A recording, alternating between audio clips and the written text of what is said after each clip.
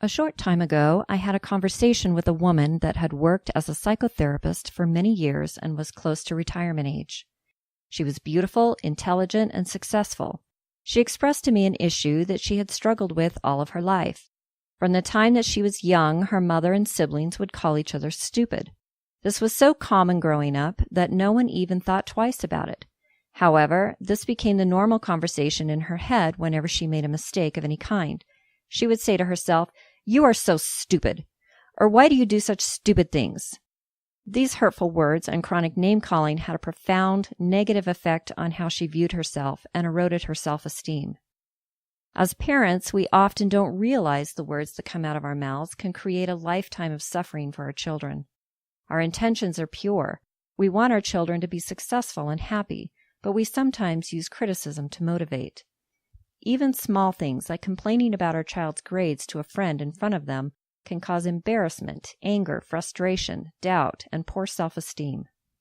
How often does your communication reflect words like, "You're so stupid," "You're such an idiot," "You can't do anything right," "You dummy, you did it again," "You're worthless," "Are you even trying?" These are just a few of the things that may be coming out of your mouth when you speak to your children, or that your inner critic is saying to you. Being aware of the language patterns that you use will help you to understand what may be causing your child or yourself to feel anxious or fearful about taking on new challenges or tasks, moving through the world and exploring new possibilities. These words can also erode the relationship that you have with yourself or your child and create conflict. I occasionally teach 10-week voice classes. In this class, I had a bright, talented 10-year-old girl. When she first started the class, she was confident and had very few vocal issues. However, as the weeks went on, her mother's desire to make sure she sang perfectly began to take its toll. At around week 5, she started to have problems with nasality. Then it progressed into being unable to finish the song without stopping in frustration because she thought she was off key. Eventually, she could hardly start the song without stopping to criticize herself. Her posture became slumped and defeated, her voice weak and nasal. She would complain about the endless hours her mother made her sing a particular part until it was perfect. I had to largely stop coaching her on vocal technique and start coaching her on her confidence. At the end of the 10-week class, my final instruction for her was to stand confident, strong, and speak with authority.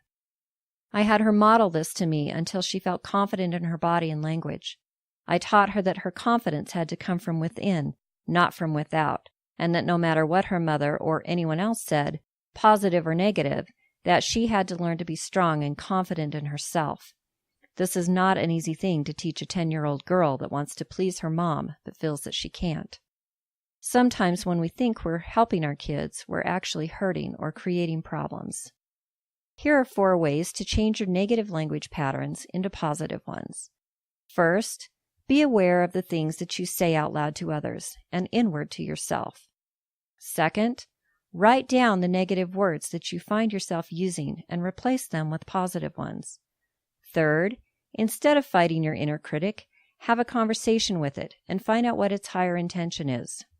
When you understand how it's been trying to help you, thank it and ask it to now use kinder, positive words and then remind it when it forgets. Listen before talking.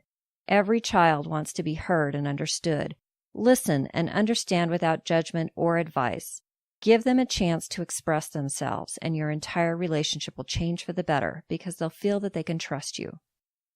Learning to communicate effectively with our children, family, and ourselves promotes stronger, happier relationships, trust, love, a positive mental attitude, and a healthy, balanced family, and a healthy, balanced you.